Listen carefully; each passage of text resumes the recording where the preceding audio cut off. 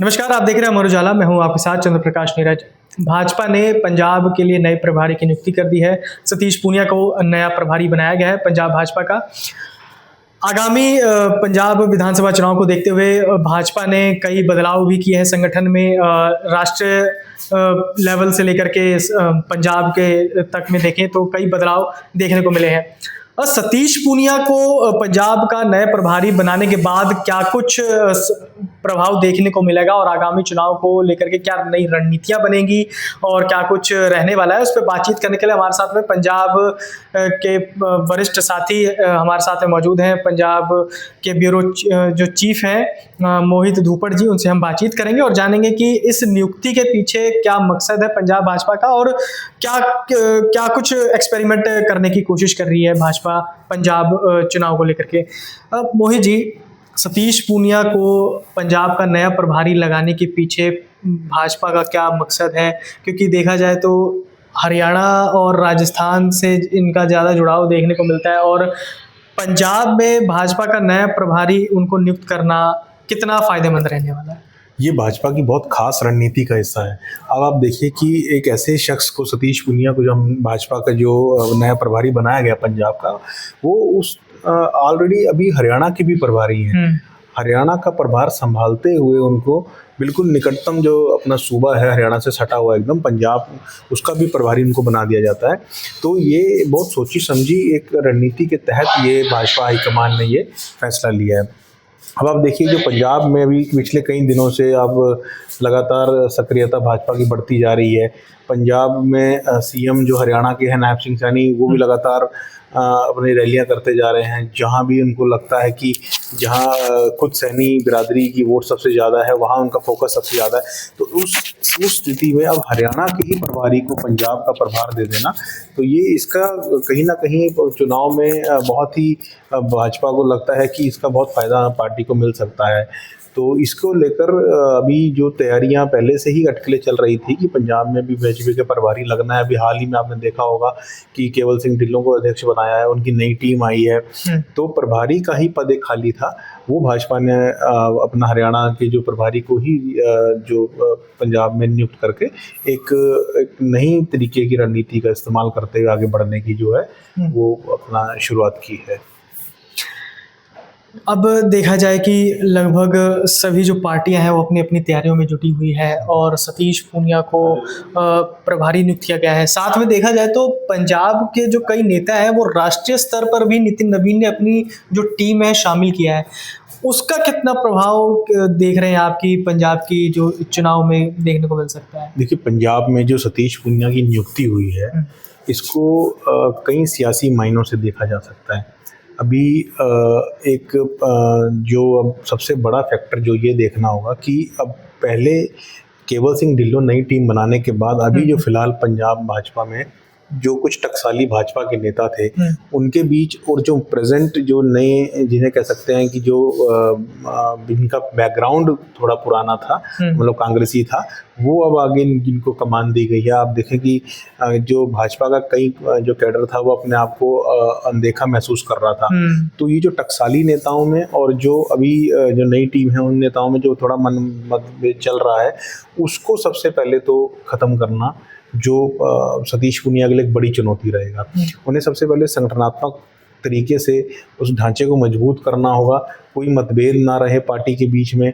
जो नई टीम है और जो पुरानी टीम है, जो पुराने कैडर है, पिछले आपने देखा होगा पर कई विभिन्न जिलों में, पंजाब के अलग अलग जिलों में आप देखें तो कहीं प्रदर्शन भी भाजपा के नेताओं द्वारा आपने देखे होंगे कि भाई हमें जो पंजाब भाजपा की नई टीम है उसे दरकिनार कर दिया गया, हमें उसमें जो है उचित स्थान नहीं मिला।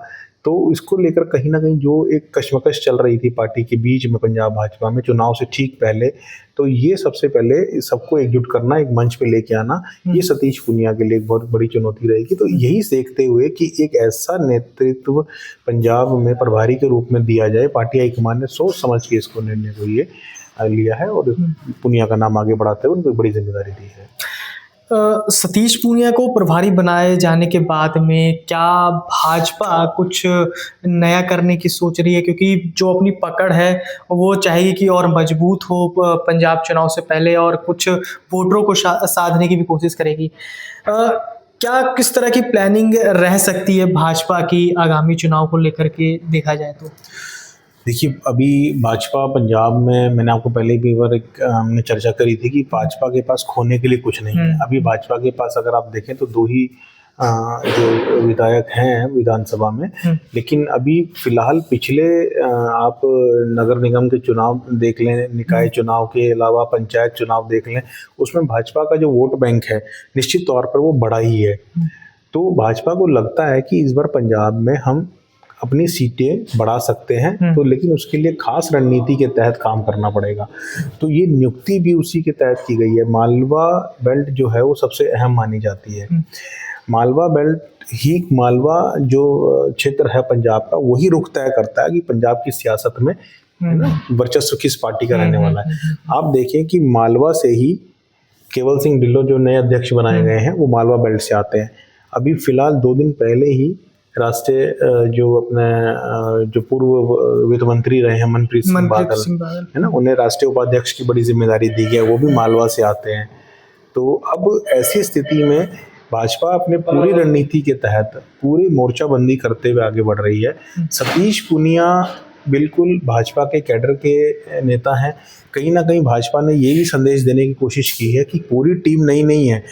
अध्यक्ष जो हैं 2022 से पहले केवल सिंह ढिल्लों कांग्रेस के पूर्व विधायक थे, कांग्रेसी थे, उनके बाद उनको बीजेपी में शामिल किया जाता है। उन्होंने अपनी नई टीम बनाई। कुछ टकसाली नेताओं को लगा कि हम इग्नोर कर दिए गए। बीजेपी हाईकमान ने सतीश पूनिया की नियुक्ति करके ये भी एक संदेश दिया है कि हमारा जो कैडर है, जो प्रभारी है, वो मूल कैडर से ही है। तो ये कहीं ना कहीं तालमेल बिठाने की भी कोशिश की गई है। अध्यक्ष अगर हम कहें और सतीश पूनिया दोनों मिलकर अगर आप आपस में ये एकजुटता के साथ आगे बढ़ती है, पार्टी में कोई मनभेद या मनमुटाव नहीं रहता है पार्टी वर्करों में, तो निश्चित तौर पर बीजेपी को इसका फायदा पंजाब में मिलेगा। जैसे कि सतीश पूनिया तो प्रभारी बन गए हैं, तो अब आगामी और रणनीति क्या हो सकती है, स्ट्रैटेजी क्या हो सकती है उनकी चुनाव के? पंजाब में सतीश पूनिया की एंट्री, सतीश पूनिया खुद एक आप देखें तो राजस्थान के हैं और बहुत पुराने वर्कर रहे हैं। जो छात्र राजनीति से उनका जीवन, जो राजनीतिक सफर उनका शुरू हुआ, और कई आंदोलनों में, श्री राम मंदिर आंदोलन के दौरान भी, और कई महत्वपूर्ण पदों पर भी रहे। सतीश पूनिया 2019 में जब बीजेपी पंजाब में, हरियाणा में चुनाव थे 2019 के विधानसभा चुनाव, उसमें भी वो कोऑर्डिनेटर की भूमिका में थे। 2024 में भी वो प्रभारी थे। तो 2019 और 2024 में लगातार भाजपा की जीत पंजाब हरियाणा में होती है, तो उसमें उनकी बड़ी भूमिका थी। हालांकि 3 बार सरकार कांग्रेस हरियाणा में 3 बार भाजपा अपनी सरकार बना चुकी है, तो 2019 और 2024 के चुनाव में सतीश पूनिया की अहम भूमिका थी। अब पंजाब और हरियाणा दोनों आपस में सटे हुए सूबे हैं। पंजाब में ऐसे प्रभारी को लगाना जो ऑलरेडी हरियाणा में लंबा समय काम कर चुका है और हरियाणा में रहते हुए उसको प्रभार जो है पंजाब का भी देना, ऐसी स्थिति में जो पूरा हरियाणा मॉडल है, उस हरियाणा मॉडल को पंजाब में अडॉप्ट करते हुए, पंजाब में लागू करते हुए किस तरह से कमल खिलाना है, ये सबसे बड़ी चुनौती जो होगी वो कमल जो सतीश पूनिया के सामने रहेगी, और इसी स्ट्रेटजी के तहत वो काम करेंगे। इधर से जो लगातार बार बार जो सीएम नायब सैनी है हरियाणा के, वो अपना जो हरियाणा में जो उन्होंने एक, चाहे वो आप कह लीजिए किसानों से जुड़े मुद्दे हों, युवाओं से जुड़े मुद्दे हों, रोजगार से जुड़े मुद्दे हों, महिलाओं से जुड़े मुद्दे हों, है ना, तो जो भी उनकी योजनाएं हरियाणा में हैं, सबसे बड़ा तो समर्थन मूल्य जो पंजाब जो दावा करती है हरियाणा सरकार, हम मैक्सिमम फसलों पर समर्थन मूल्य देते हैं, जबकि पंजाब में गेहूं और आप देखें अगर धान की फसलों पर ही समर्थन मूल्य है।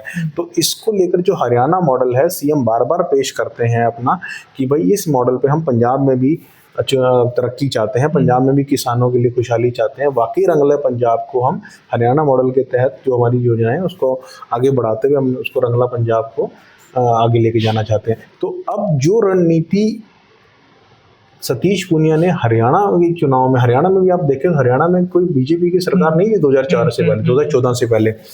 2014 से पहले बीजेपी को हरियाणा में भी बहुत जूझना पड़ता था।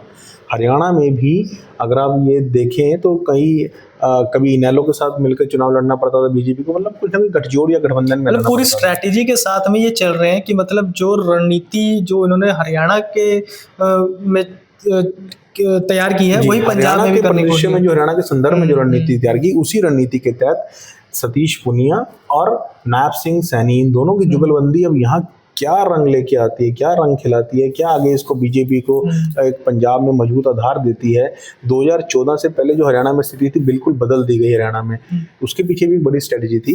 तो अब पंजाब में भी बीजेपी हाईकमान यही सोचता है कि जो हरियाणा में संभव हो सकता है पूरा, यहाँ आप देखें कि बीजेपी का कोई खास ऐसा दबदबा नहीं था हरियाणा में, लेकिन 14 के बाद तस्वीर लगातार बदली, 3 बार सरकार कंटिन्यू हुई।